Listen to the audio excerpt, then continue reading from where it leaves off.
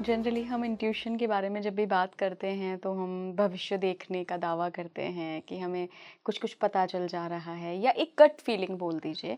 Psychology intuition को कैसे देखती है? साइकोलॉजी इंट्यूशन को कैसे देखती है, तो मैं तो यही कहूंगी कि एक आपके अंदर की एक आवाज है, सबकॉन्शियस माइंड की। वो सबकॉन्शियस माइंड की आवाज भी कॉन्शियस माइंड से सबकॉन्शियस माइंड में जाती है। अच्छा। मैं दुनिया को पॉजिटिव देखती हूँ, मैं लोगों को किस नज़र से देखती हूँ, वही मेरा भाव बनता है। हम्म। वही भाव मेरा सबकॉन्शियस माइंड एब्जॉर्ब करता है, हम्म। और एब्जॉर्ब करते करते करते करते फिर एक दिन मेरे कॉन्शियस माइंड को दे देता है वो सोच। हम्म। और जब हम लोगों के साथ जुड़ते हैं, तो लोगों के साथ हमारा कनेक्शन बनता है, तो वो कनेक्शन की जो स्ट्रेंथ है, वो हमारे अंदर इन विचारों की स्ट्रेंथ भी बनती है। हम्म। और जितना एक व्यक्ति अपने इनर कोर से कनेक्टेड रहता है, वो कहते हैं ना, अंदर एक एक यहाँ पर हम कहते हैं ना, एक बिंदु है, एक हम्म। पॉइंट है जहाँ से एनर्जी रिलीज होती है, जहाँ से हम्म। हम सारी एनर्जी यूनिवर्स की एब्जॉर्ब करते हैं। उसी पॉइंट को स्ट्रेंथन करने के लिए यहाँ तिलक लगता है या हम बिंदी हम्म। लगाते हैं, ऐसा हम्म। ही कहा जाता है। उसी तरीके से वो पॉइंट जब अंदर जाता है, तो वो कहीं एक इनर कोर से जुड़ता है ना, वो जो पॉइंट है, वहां पर से कोई एक आवाज आती है। वो आवाज कैसे आती है? जब मैं अपने आप से कनेक्टेड रहता हूँ, जब मैं, वो कहते हैं ना, मुझे आत्मज्ञान रहता है, मुझे वो कैपेसिटी मेरी कि मैं उस लम्हे में जीता हूँ, उस मोमेंट में जीता हूँ, न आगे न पीछे। और उस मोमेंट को मेरी सारी इंद्रियां महसूस करती हैं। जब मेरी सारी इंद्रियां उसको महसूस करेंगी, तो कितना एनर्जी का ट्रांजैक्शन है, और वही एनर्जी फिर अंदर स्टोर होती चली जाती है। और वही एनर्जी जब अंदर स्टोर होती है, तो मुझे कनेक्टेड रखती है। और वो कनेक्शन जो है, वो मेरे को कहीं ना कहीं एक आभास की तरह आता है, जिसको हम इंट्यूशन किस एक कहते हैं। भाषा में इंट्यूशन भी कह देते हैं। मैम, कौन से लोग ऐसे होते हैं जिनकी इंट्यूशन पावर बहुत तेज होती है? क्या क्राइटेरिया है? क्या कुछ होता है ऐसा? मैं इसको, मेरी मेरी रिसर्च स्टडीज़ तो नहीं है इसमें ज़्यादा, लेकिन मेरा जो एक्सपीरियंस कहता है, या जो थोड़ी बहुत पढ़ाई मैंने करी है, उसमें मुझे ये समझ में आता है, सुंदर सच्चे लोग, हम्म। तन से नहीं, जो मन से सुंदर होते हैं, जो सच्चे होते हैं, जो आशावादी होते हैं, जो कर्मठ होते हैं, परिश्रमी होते हैं, कुछ करने की भावना रखते हैं, जो त्याग से भी भरे होते हैं, हम्म। जो जो वो कहते हैं ना, करुणा का एहसास उनमें होता है, जो किसी के दर्द की अनुभूति कर सकते हैं। हम्म। सिंपैथी और एम्पैथी में बड़ा फर्क होता है। हम्म। हम्म। दया की भावना वाले नहीं, दया चाहिए, लेकिन हर वक्त दया नहीं चाहिए। तुम्हारे दर्द का एहसास मुझे है, कैसे है? क्योंकि मैंने ये दर्द जिया है। कई बार हमने नहीं जिया नहीं होता जाए ये तो। दर्द, लेकिन तुम जब अपने दर्द को बयां करते हो, तब मैं तुम्हारे साथ कनेक्ट होता हूँ या होती हूँ। और वो कनेक्शन मेरा इनर कनेक्शन ही तो होगा ना, कि मैं तुम्हारे भाव, तुम्हारे लफ्जों में तुम्हारे भाव को सुनूंगी, समझूंगी। वो कहते हैं, जब हम कानों से नहीं, जब हम दिल से सुनते हैं, then we are able to listen to the silence also. Hmm. The stillness speaks, and at times it is the language of the stillness that we hear from within us, which we term as intuition. जब हम ये कहते हैं कि ये हवा में पत्ते हिलते हैं, तो भी एक भाषा, एक संवाद है। वही संवाद को एक पेंटर अपनी पेंटिंग में उतार देता है, और वही संवाद को एक कवि अपनी कविता में पिरो देता है। हम्म। मैम, फिर हम कैसे पहचानें कि मान लीजिए हम सच्चे हैं, सरल हैं, एम्पैथ हैं, बहुत अच्छे दिल के हैं, कोई एक बार बार इंट्यूशन आ रही है, चाहे वो किसी व्यक्ति के प्रति हो, किसी सिचुएशन के प्रति हो, तो हम ये जज कैसे करें कि मैं अपनी इंट्यूशन देखूं या मैं वो नोट्स बनाऊं कि प्रो एंड कॉन्स क्या हैं, मुझे इंट्यूशन क्यों आ रही है, क्या ये मेरे लिए सही है भी या नहीं? तो इंट्यूशन को कब वैल्यू देनी चाहिए? देखिए, जब जनरली हमारी इंट्यूशन की आवाज, इंट्यूशन हमें कब आता है? When we are at a cross road, hmm. When we are unable to decide, definitely. जब डिसीजन मेकिंग डिफिकल्ट हो रहा है। हम्म। तो ये तोल मोल तो हम पहले ही कर चुके हुए हैं ना। हम्म। कहीं पर हमें अंधेरे में कोई रास्ता नजर ही नहीं आता।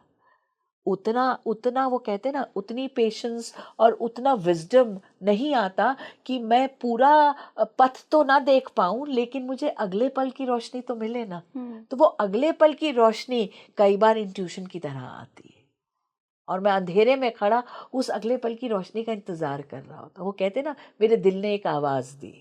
वो दिल में आवाज कई बार किसी आपके बिछड़े प्रियजन की हो सकती है। आप किसी को बहुत चाहते हैं, वो आपकी निगाहों से तो दूर है, इस धरती पे नहीं है, लेकिन आपके दिल के किसी कोने में तो बैठे हैं ना। और वो जब भी आप तन्हा होते हैं, जब भी आप मजबूर या किसी दुविधा में होते हैं, तो वो आपका साथ निभाते हैं, कोई आपका अपना। राइट। और अंदर से एक आवाज बन के वो आपके इर्द गिर्द होने का एहसास आपको दे जाते हैं। इसीलिए तो हम कहते हैं ना कि यादें, किसी प्रियजन की याद जाती कहाँ है, वो तो आपके साथ साथ चलती है, बिल्कुल वैसे जैसे रेल की दो पटरियां चलती है। बिल्कुल। मैम, अभी थोड़ी देर पहले आपने कहा था कि जो आपका कॉन्शियस माइंड है उसी के विचार आपके सबकॉन्शियस में जाते हैं। तो मैं एक हाइपोथेटिकल सिचुएशन ले रही हूँ यहाँ पर, ये किसी की कोई लाइफ स्टोरी नहीं है। हाँ। कई बार लोग अपनी लाइफ में देखते हैं, ऐसा कई लोग मेरे साथ भी शेयर करते हैं कि लाइफ का पैटर्न उन्हें पता होता है, इतने अवेयर वो हैं कि वो ना किसी के साथ धोखा कर रहे हैं, वो बहुत आराम से अपना काम कर रहे हैं, सिंपल हैं, सोबर हैं, सरल हैं, बहुत एथिक्स पे चलने वाले हैं, लेकिन बार बार पैटर्न में उनके साथ धोखा हो रहा है। चाहे वो कार्य क्षेत्र में हो, चाहे वो उनके घर पे हो, चाहे वो कहीं भी जा रहे हैं वहाँ हो। तो ये क्या कारण है, इसका कारण क्या हो सकता है? इसकी साइकोलॉजी को मैं समझना चाह रही हूँ। देखिए, पहले मैं अंदर झांकती हूँ हम्म। और फिर मैं बाहर ताकती हूँ। हम्म। तो जब मैंने अंदर झांका और मैंने सब कुछ सेट कर दिया, फिर मैं बाहर झांक रही हूँ ना। तो बाहर मेरे को झांकना है तो होशो हवास में पूरी तरह से सचेत होके झांकना है ना। तो दूसरों के पैटर्न्स को भी तो समझना है ना। फिर किस मोड़ पे रुकना है और किस मोड़ से गुजर जाना है, ये भी तो आना होगा ना। राइट। तो अगर कोई मुझे बार बार छल रहा है, तो उसमें उसका ही दोष होगा या कहीं पे कुछ मैं मिस आउट कर रही हूँ in terms of a pattern of the other person. Okay. मेरी सरलता मेरी कमजोरी है या मेरी ताकत है, ये पहचानना होगा। ये पहचानना होगा ना। इसको वैसे मोल्ड करना होगा ना अपने आप को। एंड मैम, उस फीलिंग का क्या जो हमें लोगों के बारे में इंट्यूशन आती है? बहुत लोग ऐसा कहते हैं कि यार मैंने आपको देखा, मेरे को ना सही वाइब नहीं आई, मुझे इंट्यूशन ऐसी आ रही थी कि आप ना कुछ ख़राब करने आए हो। हालांकि लोग ऐसे काउंटर करते नहीं हैं, हाँ। बताते नहीं हैं, बट डेफिनेटली लोगों को इंट्यूशन आती है। और कई बार मैं भी ये महसूस करती हूँ कि मैं किसी को देखा, वो कुछ बोल रहा है, तो मुझे एक इंट्यूशन आ गई कि यार ये ना इस पर्पज़ से बोल रहा है। क्या वो इंट्यूशन है या मैंने उनके बिहेवियर को, उनकी बातचीत को देख के एक अंदाज़ा लगा लिया सिर्फ? दोनों बातें हो सकती है ना, क्योंकि जो जो महसूस कर रहा है वो कितना कितना गहराई से अपने अंदर जुड़ा हुआ है, कनेक्टेड है, ये तो वही जानता है। कई बार मैं अपनी मैं से ही बाहर नहीं आता, मुझे ये वहम रहता है कि मैं अहम हूं, तो मैं अपने इस वहम से किसी को अहम मानता ही नहीं हूं। अब ऐसे को मैं अपने वहम को, अपने अहम को मैं इंट्यूशन का नाम भी दे सकती हूँ। और जिसको जो जेन्युइन है, तो वो दूसरे को तकलीफ तो नहीं देंगे ना। अपने आप को बचाने का एक रिस्पॉन्सिबिलिटी है, लेकिन दूसरे को तकलीफ पहुंचा के अपने आप को बचाने की तो नहीं है ना। पीएलआर के बारे में मैम आप क्या कहेंगे? मुझे कम ही इसके बारे में ज्ञान है, इन सेंस कि ना मैं ये प्रैक्टिस करती हूँ और मैंने बहुत ज़्यादा इन चीज़ों पे मैं गौर कम करती हूँ, क्योंकि मेरा कॉन्फिडेंस नहीं आता। करने वाले लोग कर रहे हैं बहुत ज़्यादा, मेरा कॉन्फिडेंस इसमें कम रहता है। मैं साइकोलॉजी के एज अ साइकोलॉजिस्ट आपका पर्सपेक्टिव जानना चाहती हूँ कि क्या वाकई सबकॉन्शियस माइंड में हमारे पुराने जन्मों की यात्रा हिडन रहती है मेमोरी के रूप में? साइंस क्या कहता है? देखिए, साइंस, देखिए इसमें बहुत रिसर्च है, ये ऑन गोइंग रिसर्च स्टडीज हैं, तो हम कहीं पर भी फाइनलिटी पे तो पहुंचे ही नहीं। तो ऐसे में एक अल्टीमेट आंसर कह देना तो बहुत ही मुश्किल हो जाएगा। और कई बार क्या होता है ना, अज्जल गगरियां जब छलकती हैं ना तो सैलाब आ जाते हैं। तो मैं वो सैलाब लाने से थोड़ा सा कतराती हूँ।